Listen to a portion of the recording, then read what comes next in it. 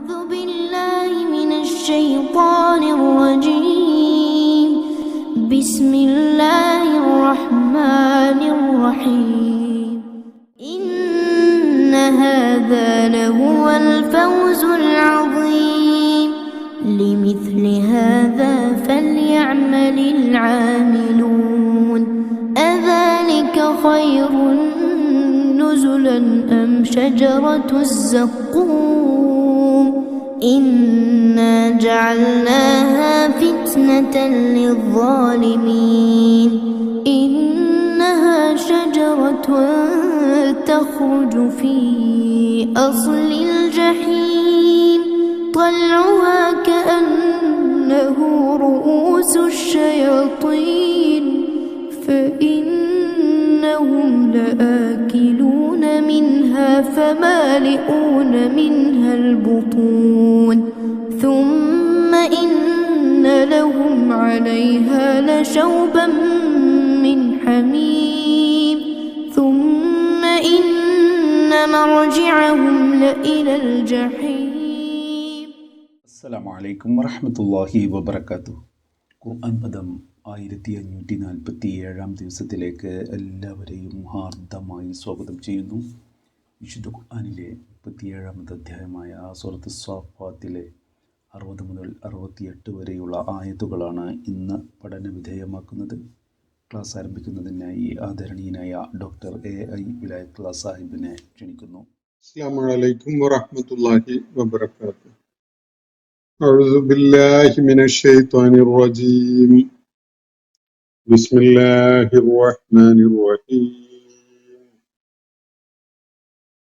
إن هذا لهو الفوز العظيم. لمثل هذا فليعمل العاملون. أذلك خير نزلا أم شجرة الزقوم إنا جعلناها فتنة للظالمين. إنها شجرة تخرج في أصل الجحيم طلعها كأنه رؤوس الشياطين فإنهم لآكلون منها فمالئون منها البطون ثم إن لهم عليها لشوبا من حميم ثم إن مرجعهم إلى الجحيم. صدق الله العلي العظيم. സൂറത്ത് സ്വാഫാത്തിലെ 60 മുതൽ 68 വരെയുള്ള ആയത്തുകളാണ് ഞാൻ നിങ്ങളെ കേൾപ്പിച്ചിട്ടുള്ളത്. കഴിഞ്ഞ ദിവസം നമ്മൾ പഠന വിധേയമാക്കിയ ആയത്തുകളിലായിട്ട് സ്വർഗലബ്ധിക്ക് ഭാഗ്യം സിദ്ധിച്ച ആളുകൾ അനുഭവിക്കുന്ന സന്തോഷാനുഭവങ്ങളെ കുറിച്ച് ചില പരാമർശങ്ങൾ നമ്മൾ കാണുകയുണ്ടായി. സ്വർഗത്തിലെത്താൻ സാധിച്ച ഒരാൾ തന്റെ കൂട്ടുകാരുമായി സംസാരിച്ചിരിക്കെ ഒരു കാര്യം അനുസ്മരിക്കുന്നത് അള്ളാഹു പരാമർശിക്കുന്നത് നമ്മൾ കണ്ടു. ഭൗതിക ലോകത്ത് ജീവിച്ചിരുന്ന കാലത്ത് തനിക്കൊരു കൂട്ടുകാരനുണ്ടായിരുന്നു. അയാൾ സത്യവിശ്വാസം ഉൾക്കൊണ്ടതിന്റെ പേരിൽ പ്രവാചകന്മാരെയും ദൈവിക വെളിപ്പാടുകളെയും ഒക്കെ സത്യപ്പെടുത്തിയതിന്റെ പേരിൽ തന്നോട് വിയോജിപ്പ് രേഖപ്പെടുത്തുകയും അത് മൂഢമായ ഒരു കാര്യമാണ് എന്ന തോന്നലുണ്ടാക്കുന്ന വിധത്തിൽ സംസാരിക്കുകയൊക്കെ ചെയ്യുകയുണ്ടായി. മരിച്ച് മണ്ണും എല്ലുമായി മാറിയതിനു ശേഷം നമ്മളൊക്കെ വീണ്ടും ശിക്ഷകൾ അനുഭവിക്കേണ്ടി വരുന്ന വിധത്തിലുള്ള ഒരു പ്രക്രിയയിലേക്ക് പോകേണ്ടി വരുമെന്നാണ് താങ്കൾ കരുതുന്നത് എന്നാണ് ആ കൂട്ടുകാരൻ ഈ സ്വർഗസ്ഥനായ ആളോട് ജീവിതകാലത്ത് ചോദിക്കുകയുണ്ടായത്. ആ ആള് ഇപ്പോ ഏതവസ്ഥയിലായിരിക്കും? നമുക്കൊന്ന് അയാളെ പാളി നോക്കിയാലോ എത്തി നോക്കിയാലോ എന്നൊരാഗ്രഹം പ്രകടിപ്പിക്കുകയാണ്. സ്വർഗലബ്ധി ഉണ്ടായ ആ മനുഷ്യൻ. അതിനെ തുടർന്നു അങ്ങനെ അയാള് ചുറ്റുപാടും തിരിഞ്ഞു നോക്കിയപ്പോ ഈ പഴയ കൂട്ടുകാരനെ കണ്ടെത്തുന്നത് ഫറആഹു ഫീ സവാഇൽ ജഹീമാണ്.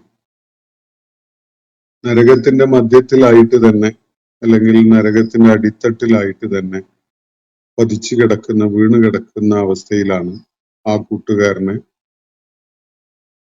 അദ്ദേഹത്തിന് കാണാൻ പറ്റുകയുണ്ടായത്. ആ ഘട്ടത്തില് ഒരു ഉൾക്കിടലത്തോടുകൂടി ഈ സ്വർഗസ്ഥനായ മനുഷ്യൻ പറഞ്ഞു പോവുകയാണ്, തല്ലാഹീൻ കിത്തല തുർദീൻ, പടച്ച തമ്പുരാനാണ്, അള്ളാഹുവാണ്, നീ എന്നെ കൂടി ഈ വിധത്തിൽ വീഴ്ത്തി കളയുമായിരുന്നു, പരാജയപ്പെടുത്തി കളയുമായിരുന്നു.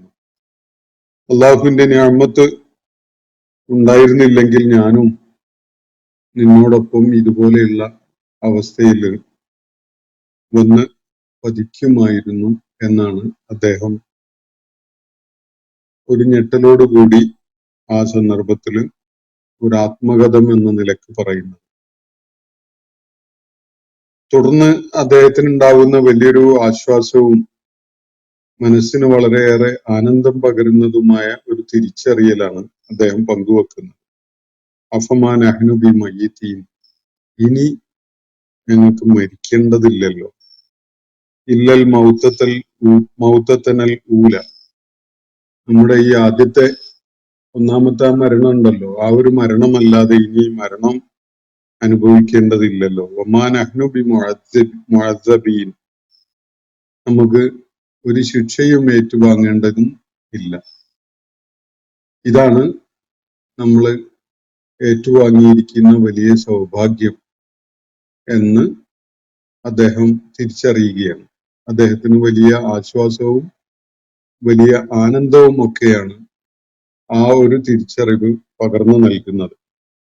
അതിനെ തുടർന്ന് അള്ളാഹു ഈ സൗഭാഗ്യം ലഭിച്ച ആളുടെ അവസ്ഥയെ പരാമർശിച്ചുകൊണ്ട് പറയുകയാണ്, ഇന്ന് ഞാൻ നിങ്ങളെ വായിച്ചു കേൾപ്പിച്ച ആയത്തുകളിലായിട്ട്, ഇന്ന ഹാദ ലഹുവൽ ഫൗസുൽ അദീം, ഈ ഒരു സംഗതിയെ, സ്വർഗത്തിൽ ലഭിക്കുന്ന ഈ സ്വീകാര്യതയെ, ഈ ആതിഥേയത്വത്തെ, അവിടെ വളരെ ഹോസ്പിറ്റബിൾ ആയിട്ട് വളരെ ആദരവ് ലഭിക്കുന്ന വിധത്തിലാണ് ഈ സ്വർഗാവകാശികളായ ആളുകളെ സ്വീകരിക്കുകയും ആനയിക്കുകയും ഒക്കെ ചെയ്തിട്ടുള്ളത്. അതിനെ തുടർന്നുള്ള ഓരോ കാര്യവും അവരെ സംബന്ധിച്ചിടത്തോളം വളരെയേറെ ആദരവ് ലഭിക്കുന്ന, വലിയ പ്രാധാന്യം നൽകിക്കൊണ്ട് സ്വീകരിക്കപ്പെടുന്ന ഒരു അനുഭവമാണ്. ഈ സംഗതിയെ പരാമർശിച്ചുകൊണ്ടാണ് അള്ളാഹു തുടർന്ന് പറയുന്നത്, ഇന്ന ഹാദ ലഹുവൽ ഫൗസുൽ അദീം, നിശ്ചയമായിട്ടും ഇതാണ് ഏറ്റവും മഹത്തരമായ, ഏറ്റവും ഉന്നതമായ വിജയം എന്ന് പറയുന്നത്. ഇന്ന ഹാദ ലഹുവൽ ഫൗസുൽ അദീം, ഈ ഒരു അവസ്ഥ, സ്വർഗത്തിലെത്താൻ സാധിച്ച, ആദരവോടുകൂടി സ്വർഗത്തിൽ സ്വീകരിക്കപ്പെടുകയും ആനയിക്കപ്പെടുകയും ചെയ്ത ഒരാളുടെ അവസ്ഥ, ഈ ആതിഥേയത്വം, ഈ സ്വർഗത്തിൽ ഏറ്റുവാങ്ങാൻ സാധിച്ച ഹോസ്പിറ്റാലിറ്റി, ഇതാണ് ഏറ്റവും വലിയ വിജയം. അൽ ഫൗസുൽ അദീം, ഫൗസ് എന്ന് പറഞ്ഞ വിജയമാണ്. ഏറ്റവും മഹത്തരമായ, ഏറ്റവും ഗംഭീരമായ, ഏറ്റവും അഭികാമ്യമായ വിജയം എന്ന് പറയുന്നത് ഈ ഒരു അനുഭവമാണ് എന്നാണ് അള്ളാഹു അതിനെ പരാമർശിച്ചുകൊണ്ട് ഇവിടെ പറയുന്നത്. എന്നിട്ട് തുടർന്ന് പറയുകയാണ്, ലിമിസ്ലി ഹാദ, ഇതുപോലെയുള്ളതിനായിട്ട്, ഫല്യഅമലിൽ ആമിലൂൻ, പ്രവർത്തിക്കാൻ ഉദ്ദേശമുള്ളവർ ഇതുപോലെയുള്ളതിനായിട്ട് പ്രവർത്തിക്കട്ടെ. ഇതുപോലെയുള്ള വിജയം കരഗതമാക്കുന്നതിന് വേണ്ടിയാവട്ടെ ഓരോരുത്തരുടെയും പരിശ്രമിക്കാൻ മുതിരുന്ന, പ്രവർത്തനത്തിൽ ഏർപ്പെടാൻ ആഗ്രഹിക്കുന്ന ഏതൊരാളും ലക്ഷ്യം വെക്കേണ്ടത് ഇതുപോലെയുള്ള വിജയമാണ് എന്നാണ് അള്ളാഹുവോട് സൂചിപ്പിക്കുന്നത്. ലിമിസ്ലി ഹാദ, ഈ ഫൗസുൽ അദീം എന്നിവിടെ പരാമർശിച്ച അനുഭവം ഉണ്ടല്ലോ, സ്വർഗത്തിൽ വലിയ സ്വീകാര്യതയോടുകൂടി, ആദരവോടുകൂടി സ്വീകരിച്ച് ആനയിക്കപ്പെടുന്ന, മരണം ഇനി അനുഭവിക്കേണ്ടതില്ലാത്ത നിത്യാനന്ദത്തിന്റെ സ്വർഗീയ ജീവിതം. അതാണ്, അതുപോലെയുള്ളതിനാണ് ഓരോ ആളും പരിശ്രമിക്കേണ്ടത് എന്നതാണ് അള്ളാഹു ഇവിടെ തുടർന്ന് പറയുന്നത്. ലിമിസ്ലി ഹാദ ഫല്യഅമലിൽ ആമിലൂൻ. നിരന്തരമായി വിശുദ്ധ ഖുർആനിലെ ഇത്തരം വിവരണങ്ങൾ പാരായണം ചെയ്തുകൊണ്ടിരിക്കുന്ന ആളുകളുടെ മനസ്സിൽ ഇങ്ങനെ ഒരു ചിത്രം രൂപപ്പെട്ടു കഴിഞ്ഞിട്ടുണ്ടാവും.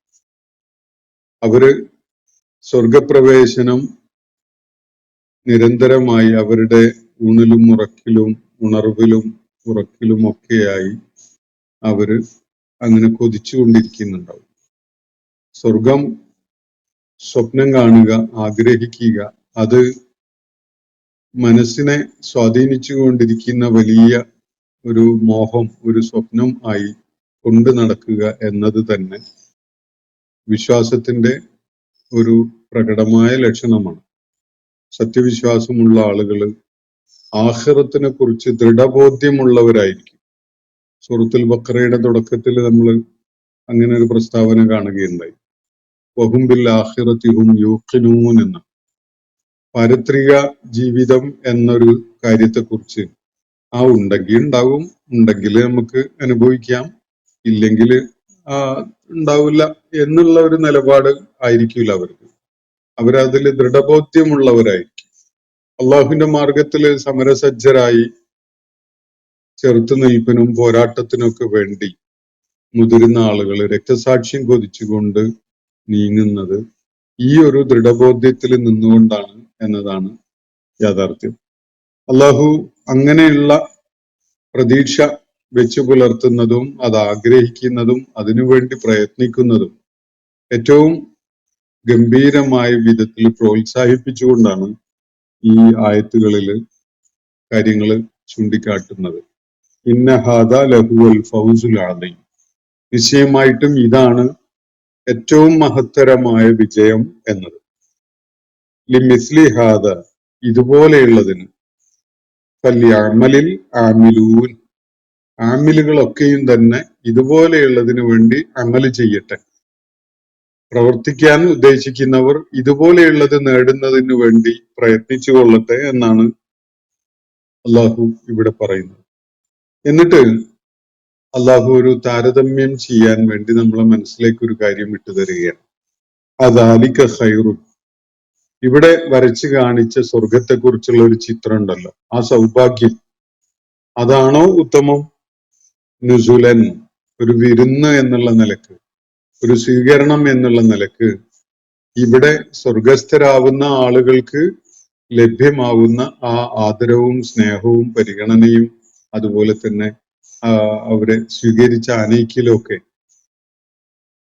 ഇതാണോ മെച്ചപ്പെട്ടത്? ഇതാണോ ഉത്തമം? അതല്ല. അം ഷജറത്തു സഖൂം, അള്ളാഹു ചോദിക്കുകയാണ്, അതല്ല, സഖൂം വൃക്ഷമാണോ ഉത്തമമായത് എന്നാണ്. സഖൂം വൃക്ഷം എന്നത് വളരെ പ്രതീകാത്മകമായിട്ടുള്ള ഒരു പ്രയോഗമാണ്. നരകത്തിലെ ഒരു വൃക്ഷം എന്ന നിലക്കാണ് വിശുദ്ധ ഖുർആൻ അതിനെ പരാമർശിക്കുന്നത്. സത്യനിഷേധികളും ധിക്കാരികളും കുറ്റവാളികളുമായ ആളുകൾ ഈ സഖൂം വൃക്ഷത്തെ അനുഭവിക്കുക എന്നതാണ് നരകത്തിൽ അവരെ ഏറ്റുവാങ്ങുന്ന ഒരു അനുഭവം. സഖൂം വൃക്ഷം, അതിന്റെ വിശദാംശങ്ങൾ പറയാം. അപ്പൊ സഖൂം വൃക്ഷം അനുഭവിക്കലാണോ, അതല്ല ഇവിടെ പരാമർശിക്കപ്പെട്ട, ഇവിടെ വിവരിക്കപ്പെട്ട സ്വർഗീയ അനുഭവമാണോ ഉത്തമമായത് എന്നാണ് അള്ളാഹു ചോദിക്കുന്നത്. രണ്ട് സാധ്യതകളാണ് ഇവിടെ ചൂണ്ടിക്കാണിക്കപ്പെടുന്നത്. ഒന്ന്, സ്വർഗസ്ഥരായ ആളുകൾ അനുഭവിക്കുന്ന, സ്വർഗത്തില് അവർക്ക് ലഭിക്കുന്ന ആതിഥ്യ മര്യാദയോട് കൂടിയുള്ള സ്വീകരണം, അവിടെയുള്ള വിവിധങ്ങളായ സ്വർഗീയ അനുഭവങ്ങൾ, ഇതാണ് ഒരു സാധ്യത. മറ്റൊന്ന്, സഖൂം വൃക്ഷത്തെ അനുഭവിക്കുക എന്നുള്ളതാണ്. നരകവാസികൾക്ക് ലഭിക്കാൻ പോകുന്ന, അവരെ ഏറ്റുവാങ്ങേണ്ടി വരുന്ന ഒരു അനുഭവം എന്നത് ഈ സഖൂം വൃക്ഷമാണ്.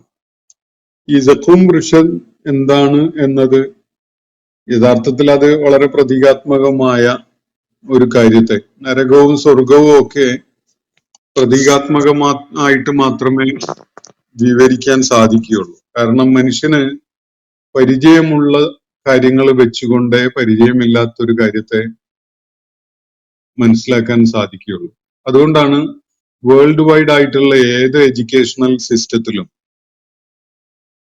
അതിലൊരു കോൺസെപ്റ്റ് അല്ലെങ്കിൽ ഒരു സംഗതി ഇൻട്രൊഡ്യൂസ് ചെയ്യുമ്പോൾ എപ്പോഴും ഒരു ഈ പഠിക്കുന്ന ആളുകൾക്ക്, പഠിതാക്കൾക്ക് പരിചയമുള്ള ഒരു കോൺസെപ്റ്റ് അല്ലെങ്കിൽ ഒരു ഇമേജ് മുൻനിർത്തിക്കൊണ്ട് അതിന്റെ ഒരു എക്സ്റ്റൻഷനോ അതിന്റെ ഒരു വേരിയേഷനോ ആയിട്ട് മാത്രമേ പരിചയമില്ലാത്ത ടോട്ടലി സ്ട്രേഞ്ച് ആയ ഒരു സംഗതി ഇൻട്രൊഡ്യൂസ് ചെയ്യാനും പറഞ്ഞു കൊടുക്കാനും ഒക്കെ കഴിയുള്ളൂ. അത് മനുഷ്യന്റെ ജ്ഞാനപരമായ അറിവ് ആർജിക്കുന്ന സംബന്ധമായ വലിയ ഒരു പ്രത്യേകതയാണ്, ഒരു പരിമിതിയാണ്. ഏത് സംഗതിയും അങ്ങനെയാണ്. മനുഷ്യന് തീർത്തും പരിചയമില്ലാത്ത 100% സ്ട്രെയിഞ്ചായ ഒരു സംഗതി ഒറ്റയടിക്ക് മനുഷ്യന്റെ മനസ്സിലേക്ക് അല്ലെങ്കിൽ ജ്ഞാനാർജന പ്രക്രിയയിലേക്ക് അങ്ങ് വെച്ചു കൊടുക്കാൻ കഴിയില്ല. പരിചയമുള്ള സംഗതികൾ വെച്ചുകൊണ്ട് മാത്രമേ മനുഷ്യന് ഏത് കോൺസെപ്റ്റും ഏത് ആശയവും പഠിപ്പിക്കാൻ കഴിയുള്ളൂ. സ്വർഗ നരകങ്ങളെ കുറിച്ച് അത് ടോട്ടലി മനുഷ്യനെ സംബന്ധിച്ചിടത്തോളം തീർത്തും അപരിചിതമായ സംഗതികളാണ്. അതുകൊണ്ടാണ് സ്വർഗത്തിലെയും നരകത്തിലെയും അനുഭവങ്ങൾ വിശുദ്ധ ഖുർആനിൽ വിവരിക്കുമ്പോൾ നമുക്ക് ഭൗതിക ലോകത്തുള്ള പലതിനോടും നമുക്ക് അതിന് സാദൃശ്യമുള്ളതായിട്ട് അനുഭവപ്പെടുന്നത്, അല്ലെങ്കിൽ നമ്മൾ അതിനെക്കുറിച്ച് അങ്ങനെ കരുതുന്നത് പോലും. വിശുദ്ധ ഖുർആനിൽ നമ്മൾ മനുഷ്യരങ്ങനെ അതിനെക്കുറിച്ച് പരാമർശിക്കുന്ന വിധത്തിലും സൂചന നമുക്ക് കാണാൻ സാധിക്കും. സൂറത്തുൽ ബഖറയില് സ്വർഗവാസികൾക്ക് നൽകപ്പെടുന്ന പഴവർഗ്ഗങ്ങളെ പരാമർശിച്ചപ്പോ ഇതുപോലെയുള്ളത് ഞങ്ങൾക്ക് നേരത്തെ നൽകപ്പെട്ടിട്ടുണ്ടല്ലോ എന്നൊരു പ്രതികരണം വരുന്നത് നമ്മൾ കാണുകയുണ്ടായി നേരത്തെ. അപ്പൊ അത് ആ സ്വർഗ നരകങ്ങളെ കുറിച്ചുള്ള വിവരണത്തിന്റെ മനുഷ്യന് ഉൾക്കൊള്ളാൻ കഴിയുന്ന വിധത്തിൽ കാര്യങ്ങൾ പറയുമ്പോൾ സ്വാഭാവികമായി വന്നു ചേരുന്ന ഒരു പ്രത്യേകതയാണിത്. ഇവിടെ അള്ളാഹു രണ്ട് സാധ്യതകൾ ചൂണ്ടിക്കാണിച്ചിട്ട് ചോദിക്കുകയാണ്, ഇതാണോ ഉത്തമമായത്, അതല്ല ഷജറത്ത് സഖൂമാണോ? എന്താണ് നിങ്ങൾ അതിനെക്കുറിച്ച് ആലോചിക്കുന്നത്? നിങ്ങൾക്ക് എന്താണ് നിങ്ങൾ ഇത് സംബന്ധമായിട്ട് കരുതുന്നത് എന്നതാണ് ചോദ്യം. അദാലിക ഖൈറുൻ നുസുലൻ, സ്വർഗത്തിൽ ലഭിക്കുന്ന ആ ആതിഥേയത്വമാണോ, നിങ്ങൾക്ക് അവിടെ ലഭിക്കുന്ന സ്വീകാര്യതയാണോ, നിങ്ങളെ സ്വീകരിച്ച് ആനയിച്ചു കൊണ്ടുപോകുന്ന, സ്വാഗതം ചെയ്യപ്പെടുന്ന ആ അനുഭവമാണോ, അതല്ല സഖൂം വൃക്ഷമാണോ? ഏതാണ് മെച്ചപ്പെട്ടതായിട്ട് നിങ്ങൾക്ക് തോന്നുന്നത് എന്നതാണ് ഇവിടെ ഒരു ചോദ്യ രൂപത്തിൽ അള്ളാഹു ഉന്നയിച്ചിട്ടുള്ളത്. ഈ സഖൂം വൃക്ഷം എന്നത് അറബികളെ സംബന്ധിച്ചിടത്തോളം പരിചയമുള്ള ഒരു സംഗതിയാണ്. അത് അറേബ്യയിലെ മണലാരണ്യത്തിലെ ചിലയിടങ്ങളിൽ, ഈ ചില സ്രോതസ്സുകളിൽ കാണുന്നത് തിഹാമ പ്രദേശത്ത് കാണപ്പെടുന്ന ഒരു വൃക്ഷമാണ് എന്നാണ്. ആ വൃക്ഷത്തിന്റെ പ്രത്യേകതകൾ വെച്ച് നോക്കുമ്പോൾ നമ്മുടെ നാട്ടില് കാണപ്പെടുന്ന ഒരു വൃക്ഷമുണ്ട്. അതിനോട് വലിയ സാദൃശ്യമുള്ളതാണ് എന്നാണ് മനസ്സിലാക്കാൻ കഴിയുന്നത്. ആ വൃക്ഷം നമ്മുടെ നാട്ടില് ഈ സഖൂം വൃക്ഷത്തിനോട് സാദൃശ്യം തോന്നുന്ന വൃക്ഷം എന്ന് പറയുന്നത് തേര് എന്നൊരു വൃക്ഷമാണ്. തേര് പോലെയുള്ള ഒരു വൃക്ഷമായിരിക്കും ഇത് എന്നാണ് ഇതിനെക്കുറിച്ച് ചൂണ്ടിക്കാണിക്കപ്പെടുന്നത്. തിഹാമ പ്രദേശത്ത് കാണപ്പെടുന്ന ഈ വൃക്ഷത്തിന്റെ പ്രത്യേകത, ഈ സഖൂം എന്ന പേരിൽ അറിയപ്പെടുന്ന ഈ വൃക്ഷത്തിന്റെ പ്രത്യേകത, അതിന്റെ അതിന്റെ ഇലയും അതിന്റെ വൃക്ഷത്തിന്റെ തൊലിയും അതിന്റെ കാമ്പും ഉള്ളിലുള്ള സംഗതികളും ഒക്കെ തന്നെ ഭയങ്കര കയ്പുള്ളതാണ്. അസഹ്യമായ ഗന്ധമാണ് അതിന്. അത് മുറിച്ചാൽ, അതിന്റെ സ്റ്റെം മുറിച്ചാൽ അതിന്ന് ഒരു വെളുത്ത പാല് പോലെ ഒരു സംഗതി ഒഴുകി വരും, ഒരു നീര്, അതിന്റെ സാപ്പ്. അത് ദേഹത്ത് എവിടെയെങ്കിലും തട്ടിയാൽ അവിടെ പൊള്ളി വീർത്തു വന്ന് അത് പഴുത്ത് വ്രണമായി മാറും. അതുകൊണ്ട് തന്നെ ഈ വൃക്ഷത്തിന്റെ അടുത്തേക്ക് ആളുകളൊന്നും പോകില്ല, ഒരുപാട് അകലെ കൂടെ നടന്നു പോകുള്ളൂ. അതിന്റെ അത് അത്രയും ശരീരത്തില് പൊട്ടലുണ്ടാക്കാൻ അല്ലെങ്കിൽ വ്രണപ്പെടാനൊക്കെ കാരണമാവുന്നതാണ് ഈ മരത്തിന്റെ നീര്, സാപ്പ് എന്ന് പറയുന്നത്. ഇതുപോലെയുള്ള ഒരു വൃക്ഷമാണ് നമ്മുടെ നാട്ടിൽ അറിയപ്പെടുന്ന തേര് എന്ന പേരിൽ അറിയപ്പെടുന്ന ഒരു വൃക്ഷം. മുമ്പ് എന്റെ കുട്ടിക്കാലത്ത് ഞാനത് ഈ മരം നമ്മളെ നാട്ടില് തന്നെ നമ്മുടെ വീട്ടുവളപ്പില് ഇങ്ങനെ ഒരു മരം ഉണ്ടായിരുന്നു, തേര് എന്ന പേരിൽ അറിയപ്പെടും. നമ്മളൊന്നും അതിന്റെ അടുത്തേക്ക് പോകാറുണ്ടായിരുന്നില്ല. പിന്നീട് അത് മുറിച്ചു പോയി. അങ്ങനെ ഒരു മരം. അപ്പൊ ഇത് നമുക്ക് അതിന്റെ ഇല തൊട്ടാല് അതിന്റെ നീര് മേലായാല് ആ ഭാഗം പൊള്ളൽ അനുഭവപ്പെടുകയും മുറിവാവുകയും അല്ലെങ്കിൽ പഴുക്കുകയൊക്കെ ചെയ്യുമെന്നാണ് പറഞ്ഞു കേട്ടിട്ടുള്ളത്. നമ്മൾ ആരും അതിന്റെ അടുത്തേക്ക് പോയിട്ടുണ്ടായിരുന്നില്ല. ഇങ്ങനെ നേരത്തെ എല്ലാവരും പറയാറുണ്ടായിരുന്നത് കൊണ്ട്. അപ്പൊ ഇങ്ങനെ ഒരു വൃക്ഷം അറേബ്യയിലെ തിഹാമ പ്രദേശത്ത് ഇതിനോട് സമാനതയുള്ള ഒരു വൃക്ഷം. ആ പേരാണ് വിശുദ്ധ ഖുർആൻ ഇവിടെ ഉപയോഗിക്കുന്നത്. അത് പക്ഷേ ഇവിടെ പരാമർശിക്കപ്പെടുന്ന സഖൂം തിഹാമ പ്രദേശത്ത് കാണപ്പെട്ട വൃക്ഷത്തിന്റെ അതേ രൂപത്തില് ആണ് എന്ന് നമുക്ക് സങ്കല്പിക്കാൻ വയ്യ. നമുക്ക് പരിചയമുള്ള ഒരു കോൺസെപ്റ്റ് അള്ളാഹു ഇവിടെ പരാമർശിക്കുകയാണ്. അത് നമുക്ക് കാര്യങ്ങൾ അറിയുന്നതിന് വേണ്ടി, നമുക്ക് അതൊന്ന് കൺസീവ് ചെയ്യാൻ സാധിക്കുന്നതിന് വേണ്ടി ഒരു ചിത്രം മനസ്സിൽ കോറിയിടുക എന്നുള്ളത്.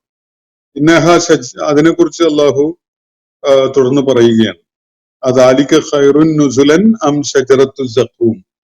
ഇതാണോ ഉത്തമമായത്, ഈ ആതിഥ്യം അവർക്ക് ലഭിക്കുന്നതാണോ ഉത്തമമായത്, അതല്ല സഖൂം വൃക്ഷം അനുഭവിക്കുന്നതാണോ എന്നതാണ് ഇവിടെ പരോക്ഷമായിട്ട് ഉന്നയിക്കപ്പെട്ടിരിക്കുന്ന ഒരു ചോദ്യം.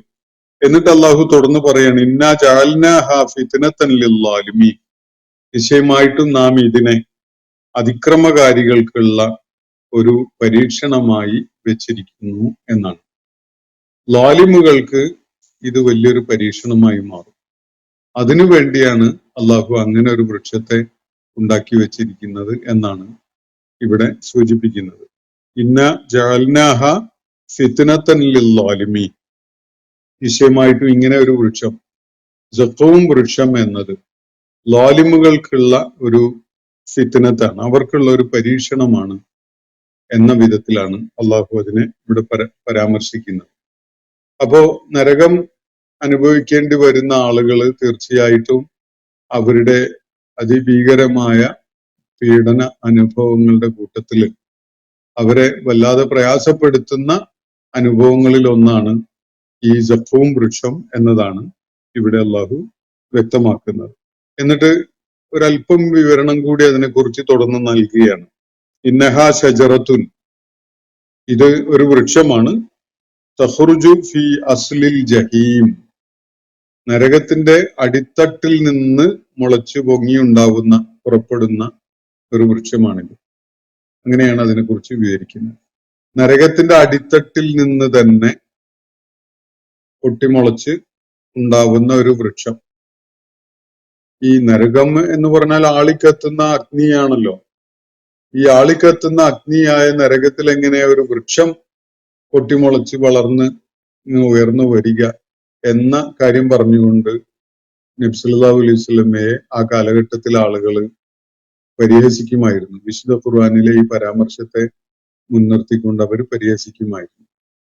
യഥാർത്ഥത്തിൽ ആ പരിഹാസത്തിന്റെ ഒരേ ഒരു പ്രതലം, അത് എന്താണ് നരകത്തിലെ ഈ സഖൂം വൃക്ഷം എന്നത് അവർക്കറിയില്ല എന്നത് മാത്രമാണ്. മനുഷ്യന് മനസ്സിലാക്കാൻ കഴിയുന്ന ചില പ്രതലങ്ങളിൽ നിന്നുകൊണ്ടാണ് അള്ളാഹു കാര്യങ്ങൾ വിവരിക്കുന്നത്.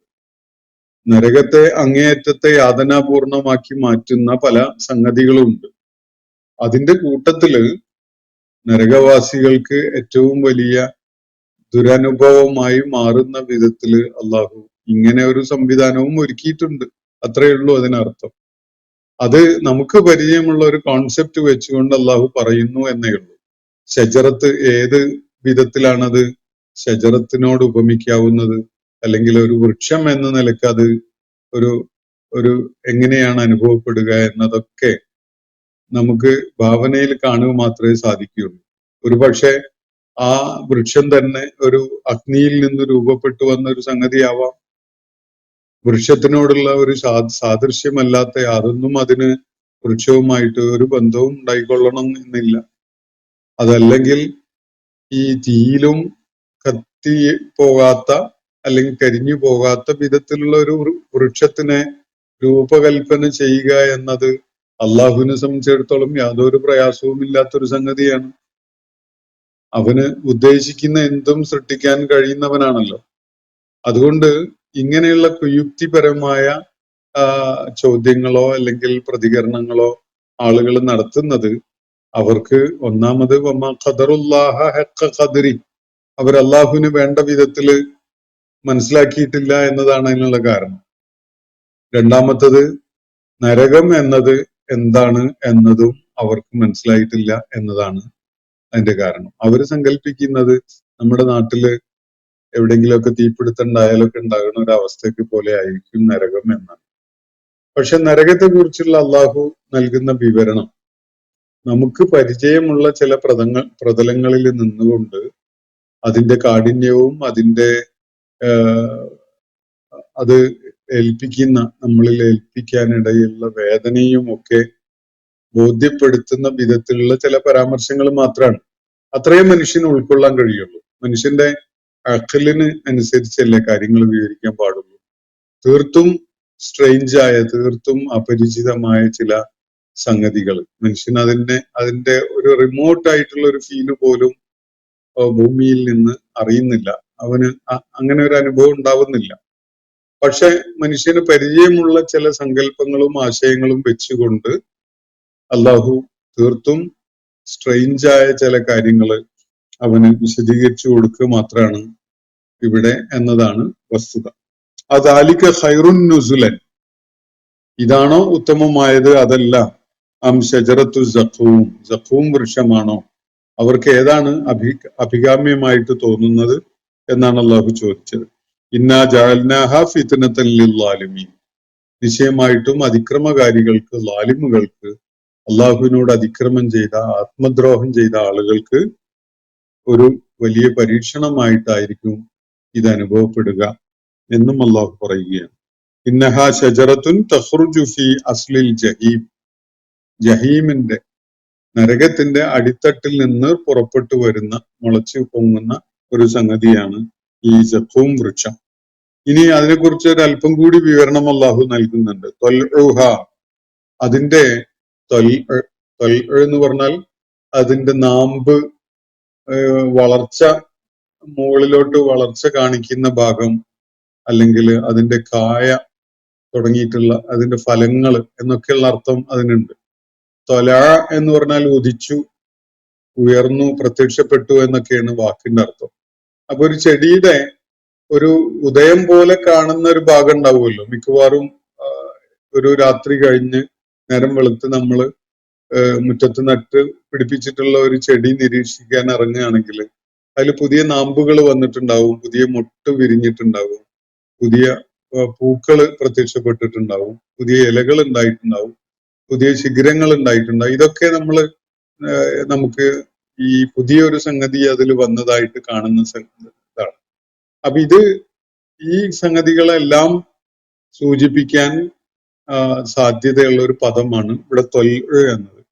മിക്ക വിവർത്തനങ്ങളിലും അതിന്റെ കായകൾ അല്ലെങ്കിൽ അതിന്റെ ഫലങ്ങൾ, അതിന്റെ ഫ്രൂട്ട്സ് എന്നൊക്കെയാണ് അർത്ഥം കൊടുത്തു കാണാം. പക്ഷെ ഭാഷാപരമായിട്ട് ഒരു ചെടിയിൽ അല്ലെങ്കിൽ ഒരു വൃക്ഷത്തില് പ്രത്യക്ഷപ്പെടുന്ന പുതു വളർച്ചയുടെ ഏത് സംഗതികളെയും അടയാളപ്പെടുത്തലിനെയും ഈ പദം സൂചന നൽകുന്നുണ്ടെന്ന് കാണാൻ കഴിയും. തൊൽഉഹ കഅന്നഹു റൂഉസു ശയാത്തീൻ, ഷയാത്തീന്റെ തലകൾ പോലെ, ശിരസ് പോലെയാണത് എന്നാണ് അല്ലാഹു ഇവിടെ പറയുന്നത്.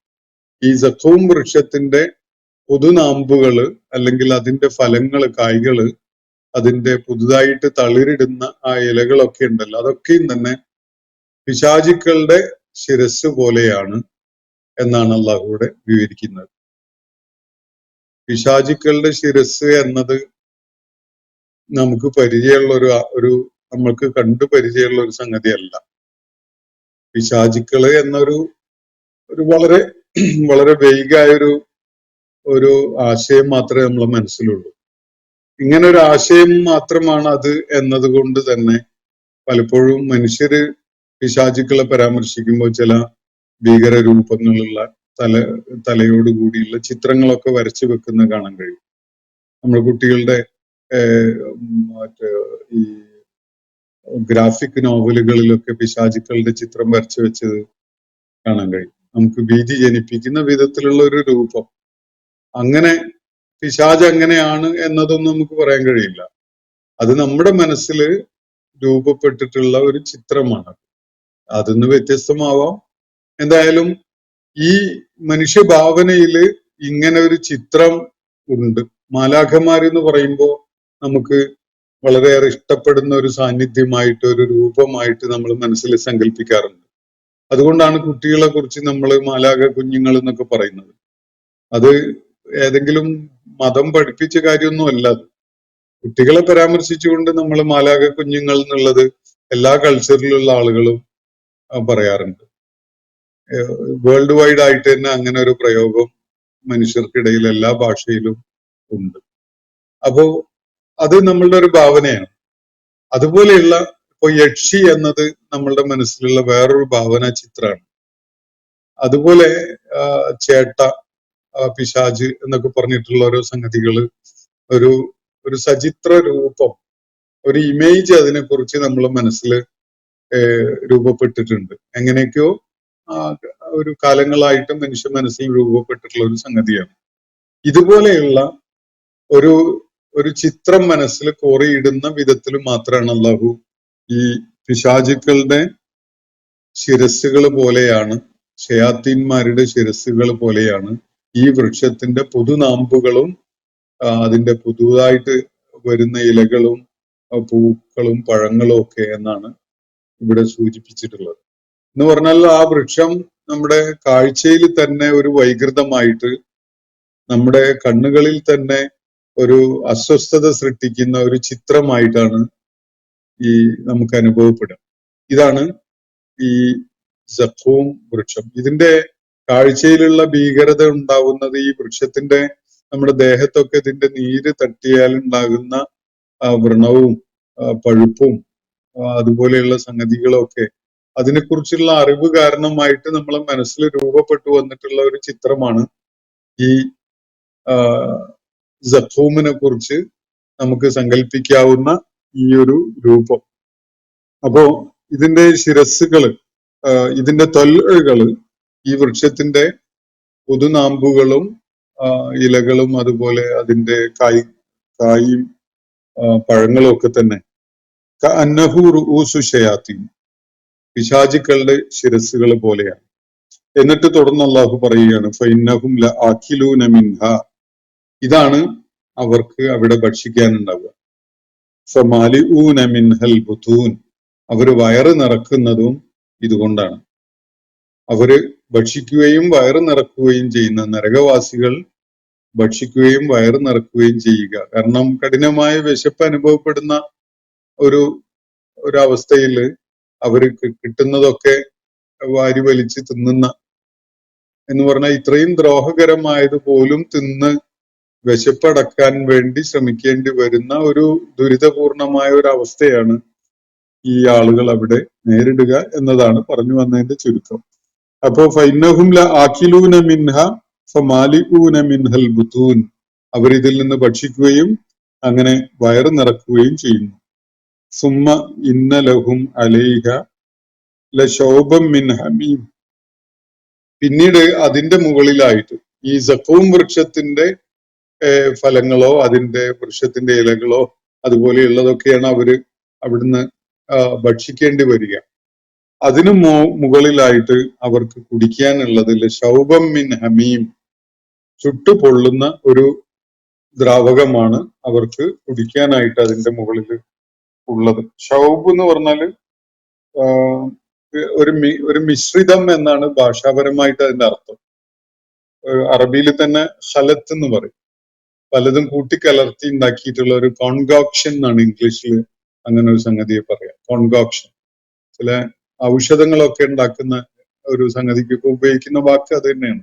അപ്പോ ഒരു മിശ്രിതം, അതിന്റെ പ്രത്യേകത അത് ചുട്ടു പൊള്ളുന്നതാണ്.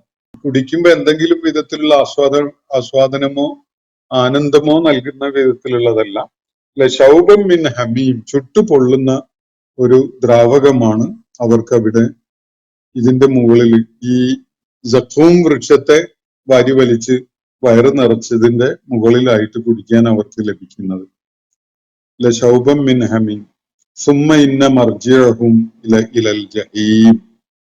ഇത് ഒരു ബ്രേക്ക് എടുക്കുന്ന ഒരു സമയത്തെ കുറിച്ച് പറയുന്ന ഒരു കാര്യം പോലെയാണ് ഇവിടെ ഉള്ളത്. നരകത്തില് കത്തിയാളുന്ന അനുഭവങ്ങൾക്കിടയിൽ ഒരു പക്ഷേ അള്ളാഹു അവർ കത്തിക്കരിഞ്ഞ് കരിക്കട്ടയായി പോയതിനു ശേഷം വീണ്ടും ജീവൻ നൽകപ്പെടുമ്പോ അവര് ഇങ്ങനെയുള്ള ഓരോന്നായിരിക്കും കണ്ടെത്തിയിട്ട് വാരി വലിച്ച് തിന്നുന്നുണ്ടാവുക. പിന്നെയും അവര് നരകത്തിലേക്ക് തന്നെയാണ് പതിക്കാൻ പോകുന്നത്. അപ്പൊ നരകത്തില് പതിച്ചതിന് ശേഷമുള്ള ചില ഇടവേളകളിൽ അവരുടെ അനുഭവം ഇങ്ങനെയൊക്കെയാണ്. പിന്നെയും അവര് നരകത്തിലേക്ക് തന്നെയാണ് മടങ്ങാനിരിക്കുന്നത് എന്നുമാണ് അള്ളാഹു ഇവിടെ വിവരിക്കുന്നത്. സുമ്മ ഇന്ന മർജിഅഹും ഇലൽ ജഹീം, പിന്നെ വീണ്ടും അവരുടെ മടക്കം ജഹീമിലേക്ക് തന്നെയാണ് എന്നാണ്. അപ്പൊ അള്ളാഹു ഇവിടെ ഒരു താരതമ്യത്തിന് ഒരു അവസരം തന്നിരിക്കുകയാണ്. സ്വർഗത്തില് ഈ വിധത്തിൽ അതീവ ആതിഥ്യമര്യാദകളോടുകൂടി നമ്മളെ സ്വീകരിച്ച് ആനയിച്ച് കൊണ്ടുപോകുന്ന ആ അവസ്ഥയാണോ, അതല്ല സഖൂം വൃക്ഷം എന്ന അതിക്രമകാരികൾക്ക് ഒരു പേടി സ്വപ്നമായ പരീക്ഷണം ആയി മാറുന്ന ഒരു അനുഭവമാണോ ഉത്തമമായത് എന്നത് പരിഗണിക്കാൻ വേണ്ടി, അത് പഠിച്ചു നോക്കാൻ വേണ്ടി നമ്മളോട് അല്ലാഹു ആവശ്യപ്പെടുകയാണ്.